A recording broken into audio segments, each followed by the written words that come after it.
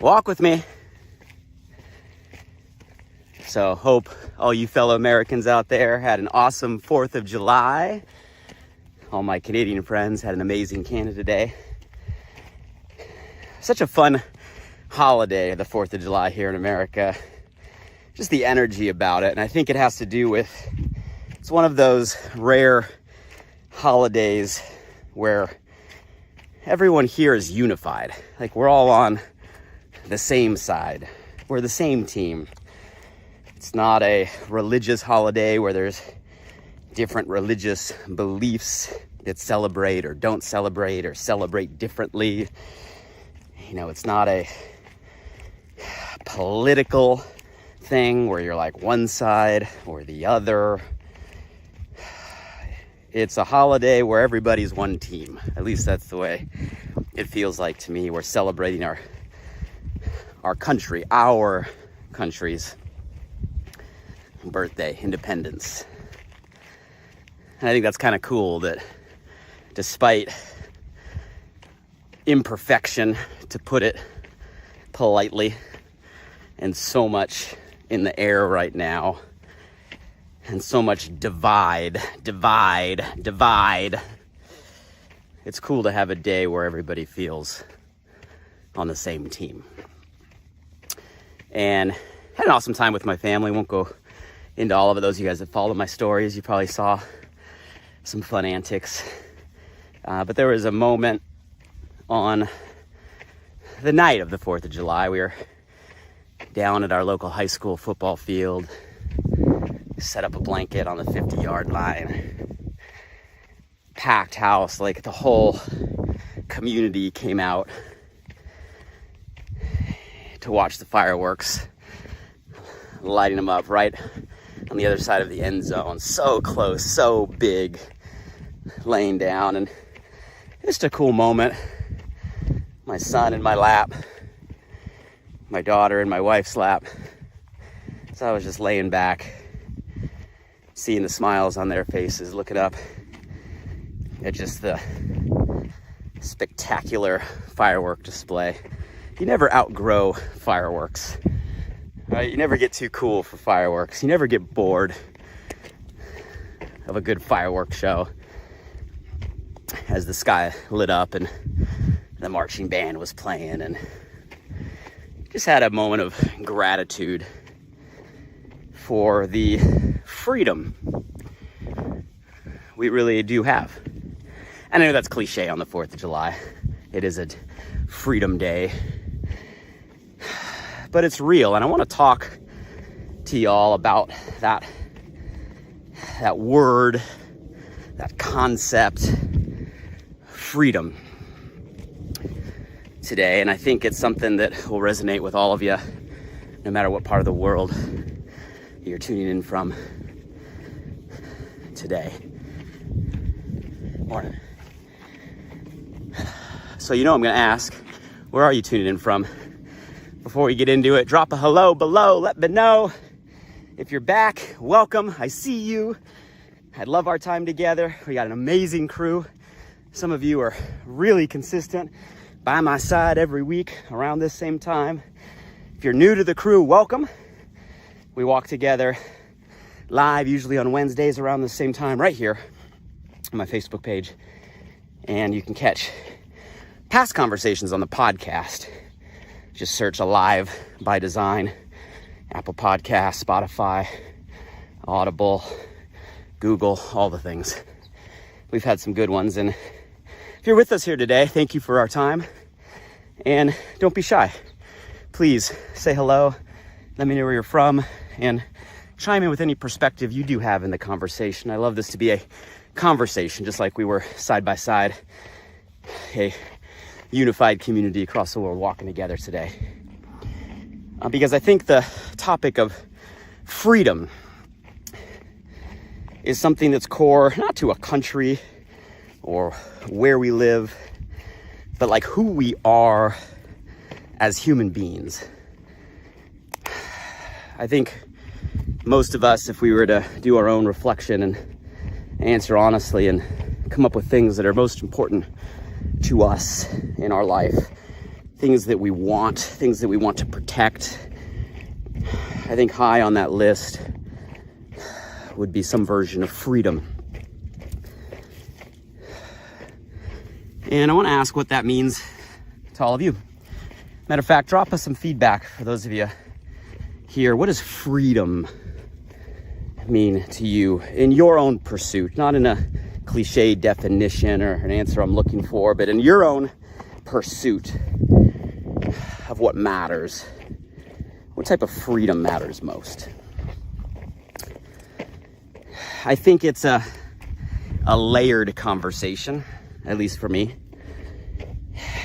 And I think there's one element of how I would define freedom that is paramount. One element that supersedes. One element that's more important than all the layers combined. It's really the cumulative or the collective of all the layers combined. And it's probably not the definition most people would immediately jump to. And I want to get to maybe what those layers are and really what that ultimate freedom I feel is that we all should be not just pursuing, but living. I'm going to take a seat here on the rock. Beautiful day. Sun is out. Woo! I can see Malibu, Santa Monica. So when I talk about layers, maybe one thing that came to mind when you're answering that question, what is freedom? Maybe I'll call it physical freedom. So when we think about freedom, you can't not acknowledge the freedom to physically be where we want to be, right? The freedom of mobility, the freedom to go where you want to go and stand where you want to stand and live where you want to live and travel where you want to travel. A physical freedom is maybe one of the first things that come to mind. We can't help but think about the opposite of a physical freedom, which would be a prison, which would be locked up, which would be behind bars, which would be restrained to a area, which would be not allowed, right, to go where we want. For sure, all of that would be the opposite of what we think freedom is.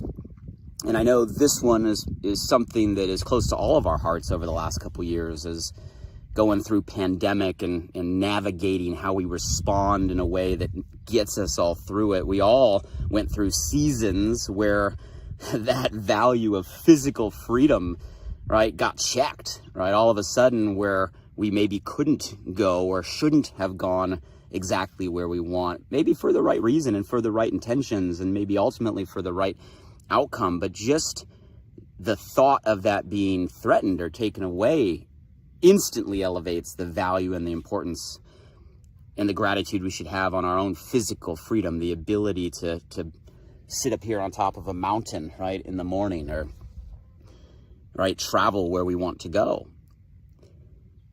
And we got to remind ourselves there are still certain places in the world where a physical freedom doesn't exist. So for those of us that are blessed and fortunate to be in a place where we can have our physical freedom today, we should not take that for granted, right? And that's something that on the 4th of July is at the top of a list, that we thank the individuals for the service that allow for the physical freedom that we have in this country. And I'm sure if you're watching this, the majority of you are in a place where you have that physical freedom. And I think that is an important layer, and I don't want to de-emphasize, right, or minimize that, as it is a part of our freedom. A lot of times beyond physical freedom, when we think freedom, especially all the entrepreneurial minds out there, you can't help but think about financial freedom, right? What is a financial freedom? An ability today in a time where things revolve around economics, right? Money is a vehicle. A financial freedom is an element of freedom. And again, we might go to the opposite, being in a place where you don't have means or you don't have finances to do the things you want or even have the bare necessities, definitely challenges the nature of what freedom means to most of us. What's interesting about financial freedom, though, is so often we overemphasize I think, what it takes to have financial freedom. We think financial freedom means some obscene amount of money, some endless amount of zeros in the bank account, some never-ending flow of abundance of income. And all that stuff is phenomenal and is possible. And there's nothing wrong with having the desire to go after it. We do live in a time and a place where opportunity is endless, more than ever before. But I will say none of that is needed, in my opinion, for a financial freedom. Guys, a financial freedom, emphasis on freedom, comes down to an income that is greater than living expenses. In its most simplest form, if you have an income that comes in that is greater than your living expenses, you have a financial freedom. And there's two sides of that equation: income, but people forget about the other side, expenses. You know, I know there's a lot of people out there, and I've met a lot of people in my life, and I've been in seasons in my life where, you know, income was what most people would put as extremely, extremely high. But if you're in a place where income is extremely high, but your expenses, your lifestyle is higher, you are not in a place of financial freedom. And I meet people, and I have people in my life close today whose income is not something that you would say is revolutionary, is not something you would say is, wow, that's what I'm striving for. But you know what? They manage to keep their living expenses below their income, and they have a financial freedom. Some would argue that that lifestyle, right, has a greater freedom than the person that makes $1 million a month but spends $1.5 million. And there are people out there that do that. You know, and I won't go on a side tangent of the minimalist philosophy, but there's merit, right, to that lifestyle, or the essentialist philosophy. There's merit to those lifestyles. So just keep in mind, in a financial freedom, it is an element of freedom. There's two sides, the income and the expense side, that you can control. And if I were to add one more layer to the equation, it's how long of what I would call a runway, right? If your income got turned off completely today, how long of a runway of savings do you have on your current living lifestyle can you go? And I think everybody, you know, requires a different amount for them to feel free. For some people, maybe 3 months is a long enough safety net. For some people, it might be 6 months. For some people, a year. For some people, they might need 2 years or more. But you got to figure out, for your own financial freedom, right, an income that's greater than expenses and a safety net that gives you peace of mind. So if everything were to get deleted tomorrow, you have enough time to go rebuild. In my mind, that's the structure of a financial freedom, and you can work your way up from there. But financial freedom, by all means, is an element of freedom today. You can't ignore that.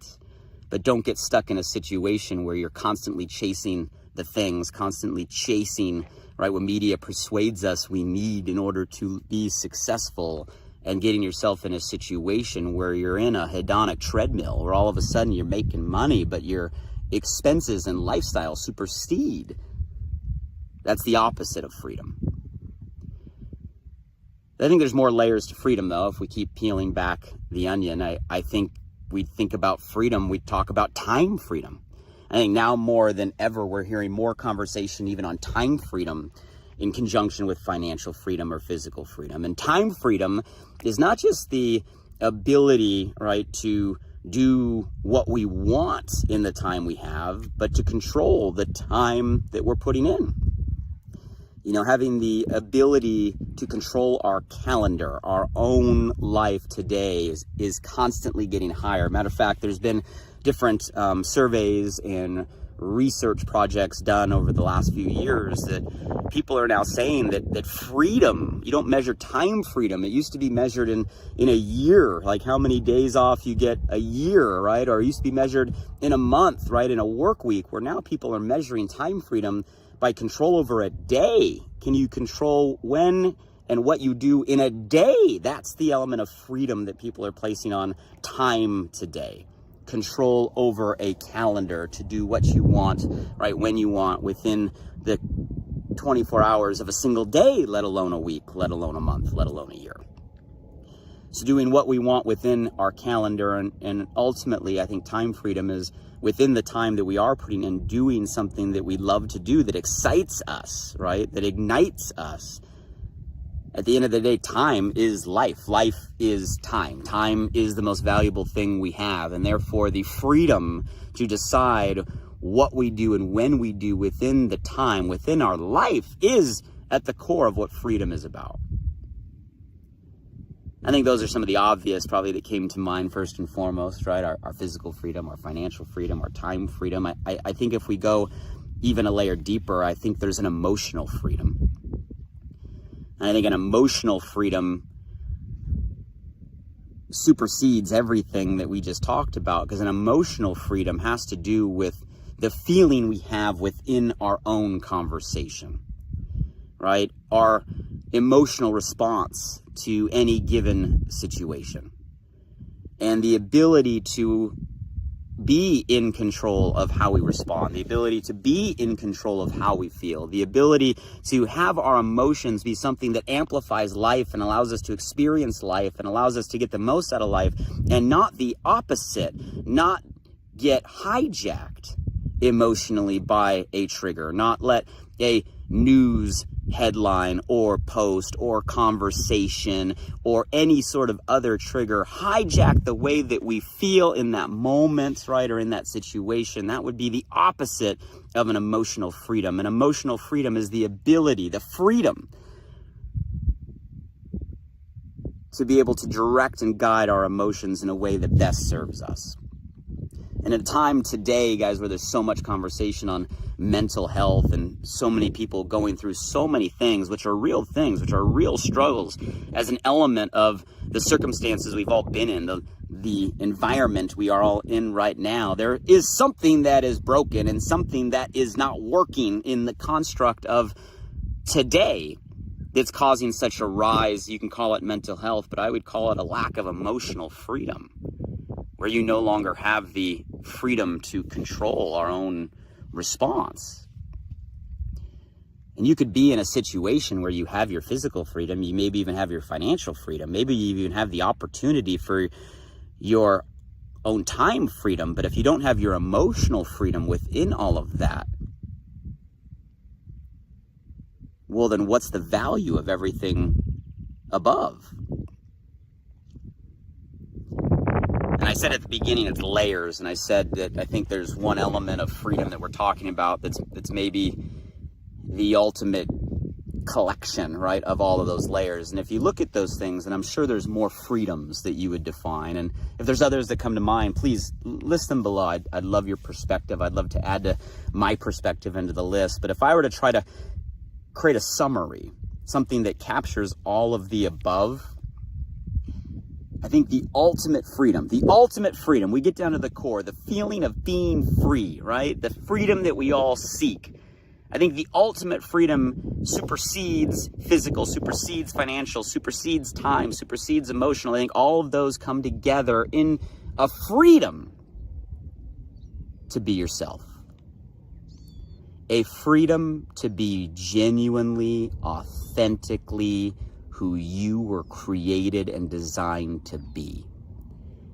I think that is the ultimate freedom. Now go with me here, because it's not just a cliche and something to write off. I've heard something like that before. At the end of the day, we were all created with a certain unique combination, right? A combination of it all. Call it talents, call it gifts, call it unique experiences and references and perspectives. The accumulation of everything we were given by nurture and everything that's been around us, right, by nature, who we were born into, the friends that we have, all of those infinite combinations equate to you. One and only, one of whatever, 7 billion, one of one. You. You are you, I am me, every single one watching this, we're all unique. And I think the ultimate freedom is the freedom to be genuinely yourself in any and every situation. Isn't that the ultimate freedom? To say the opposite, wouldn't the opposite of freedom to be such a unique, amazing combination of yourself and be in situations where you can't be who you are? And it sounds pretty funny when I put it that way, but isn't every day we put in an environment where that's challenged? And I think if we cut through it all and get down to the core and speak truth, it comes down to a judgment, right? A judgment of others that cause us to maybe shape or limit or redirect or water down or adjust or adapt in some way who we are. And yeah, I would love to say, man, it would be great to live in a world that is judgment-free. Wouldn't it be amazing to somehow get to an environment where there was not judgment of one another, that just wasn't a thing, therefore there wasn't something that would challenge us to change or not be ourselves, but I don't see that coming anytime soon. So I think the next best thing to an environment without judgment would be getting to a place where an environment that has judgment no longer affects us. In other words, it's not the judgment that's the issue, it's our own fear of that judgment that's the issue. If we can't control the environment around us, we got to learn to control the environment within us. That's the only thing we can control. So to get to a place where we don't fear what other people may think, we don't think about how other people may judge, we don't spend 1 ounce of energy through the lens or the eyes of somebody else to allow it to change or shape who we're designed to be. We just be. You guys, that can be at the biggest level. That could be you sitting here watching this right now saying, well, Blake, I don't know if that's me. I'm calling you out. If you have an idea that you're passionate about and you haven't taken that step, you can tell yourself 1,000,001 excuses. Excuses only, right, are great to the person creating them. Or you can cut through it all and say, hey, you haven't taken the step because maybe you have a fear of failure, maybe a fear of rejection, maybe a fear of if it doesn't work. All of those things, guys, are a fear of judgment, of what other people might think and look on you. So if you have a big idea, something you want to create, something you want to do, if you haven't made a shift, if you're stuck in a career path that you know is draining you, you know is not what you're meant to, the only reason you haven't made the shift into a new direction is this right here. It's the only reason. And it could be something big that's holding you back.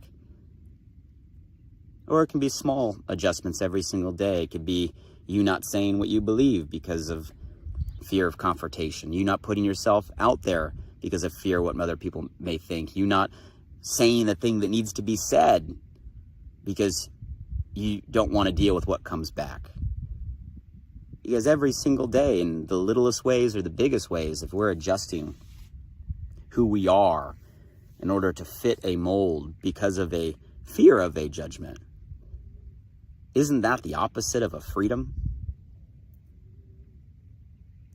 One of my favorite books, it's a morbid title, but it's a great book, The Top 5 Regrets of the Dying, chronicles the top consistent regret patterns of people in the later years of their life. And the number one regret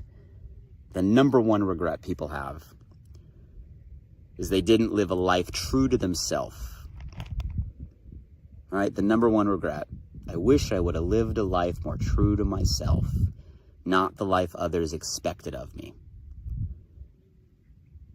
Translation: ultimate freedom is living the life we were created for, made for, designed for, not some other diluted, minimized, adapted, adjusted version, constantly trying to meet an expectation or our perception of an expectation of another. Because wouldn't it be a shame to have a whole life, which on one end is so long, on the other end is so quick? And maybe we're blessed right now, blessed to have a life with all the layers of freedom. Maybe we have a life of physical freedom right now. Maybe we have a life of financial freedom, or could create that with some adjustments to our expenses. Maybe we have a life of time freedom, or could create that, right, by going a direction that we're passionate about. Maybe we fight and we learn to have a life where we have our emotional freedom. But if we have all of those layers and we don't live a life true to ourselves of who we are, is that really freedom? Because in my mind, that's a cell that's around you wherever you go, whatever time it is, whatever you're doing. A self-imposed prison where you have the lock and you have the key. And you guys, there's no worse prison than a prison that you can't get out of and goes with you wherever you physically are. And that would be the opposite of freedom. So I think freedom is something that's built into all of us. That's my conversation for freedom today. And my hope for all of you is that you have all of the layers. And if not, you pursue all of the layers, but ultimately don't lose sight of what we're really going for, which is an ultimate freedom to be ourselves. And that's something, guys, we can choose to start living instantly in any given moment, right here and right now, as we pursue all the other layers that freedom can have and bring. One review from the top. Beautiful day. Hope everybody is having an amazing start of their summer.